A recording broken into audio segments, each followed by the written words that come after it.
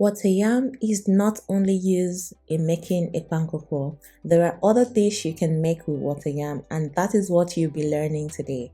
For this dish, the Ibibios call it Otor, while the Yorubas call it Ikokore. Now, if you're familiar with this dish, let me know what you call it in your dialect. I'll be so glad to read all the comments.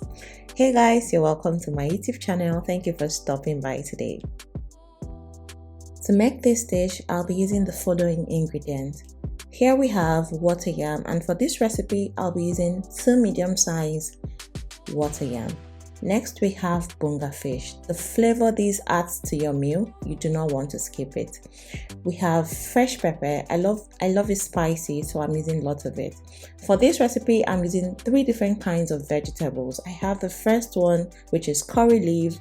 I have the second one, which is scent leaf, and the third one, which is ugu leaf. I love to combine these 3 together when making this dish. We also have Uyayak, and I'm also using smoked mackerel fish that I grilled myself. If you want a recipe for this, let me know.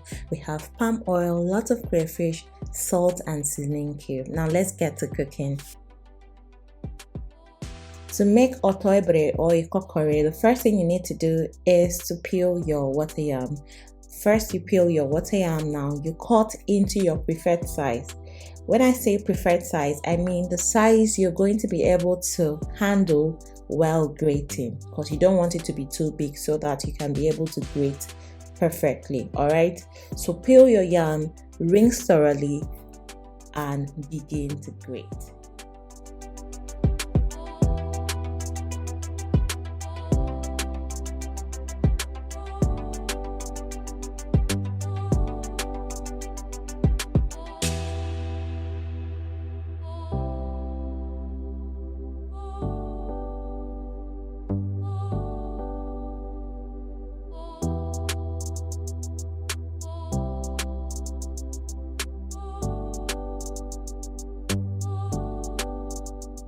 If you're using the plastic grater, please ensure that you use these parts that I pointed to, the tiny part. If you use the other part, you're going to have lumps because that side is mostly for shredding, not for smooth grating. So ensure that you use the tiny parts, okay?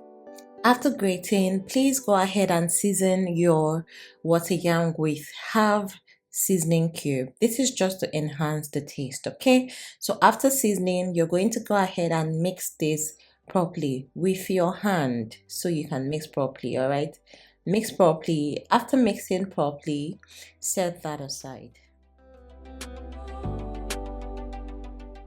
The mackerel fish that I grilled is ready. I'm going to take that out of the oven and begin to debone the fish. You can decide to add it like this, it's your choice, but I think it is better if you debone the fish so you can enjoy your meal without bone.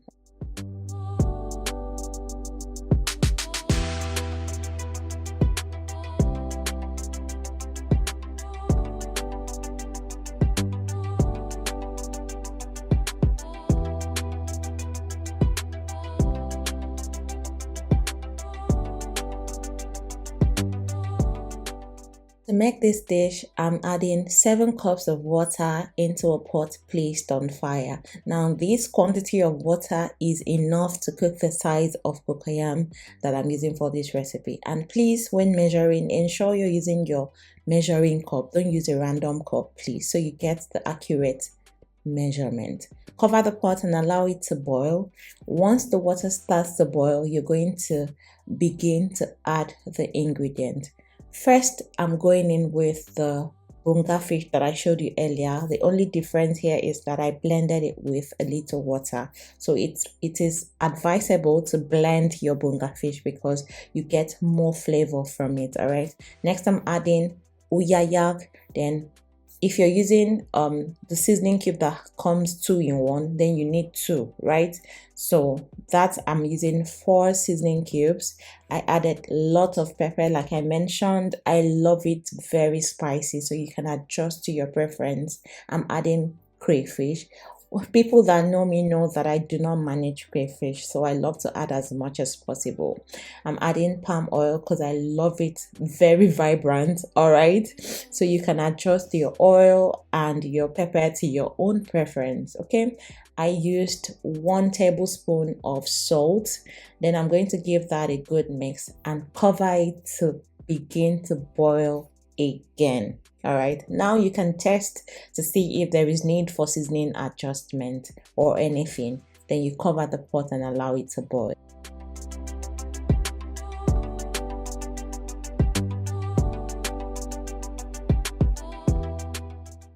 You can see now that the water is boiling. So I'm going to go in with cooked bonga that I cut into tiny bits.